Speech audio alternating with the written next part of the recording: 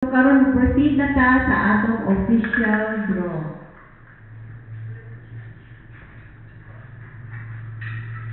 So karon report ta sa atong draw, ato sa ni-testing ang atong mga official na mga bula. Okay, ganito na to ang magnet. Ma'am, palibog testing sa screws. Okay, nakita na to manipilit ang mga screw. Karon ato ni-testing sa atong official na bola. Ball number 1, ma'am. Nipilit? Wala. Second ball. O ang last na bola, ma'am. Wala. So karon na ito napamatunan ang atong mga gapula na gamiton sa atong official na draw. Wala yung mga metal sa sulod ni ani. So karon ato siya i-load sa atong kada chamber. Una nga chamber, ma'am. Sa ikaduha nga chamber.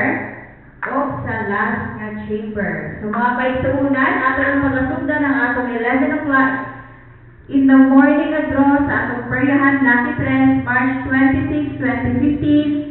Let's play Peryahan Lucky Thread. Press the start button, ma'am. Pwede ko release atong mga bola, ma'am. Okay, dapat salamat, ma'am. So, karong-taon, ato nang silent ang atong official draw results karong buntaga. O katong na dira sa viewing center nato sa mga buntag may buntag sa inyong tanan. Okay, mga kaituna, doon na kita yung mga kiosk na nagkanat-kanat din sa Butuan, na doon na kita yung nasa Libertad, sa Ampayon, o sa Langihan.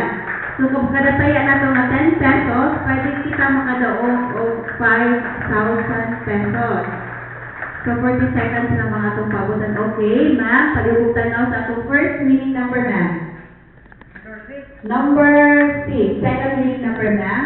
0. Number 0. Third winning number, ma'am.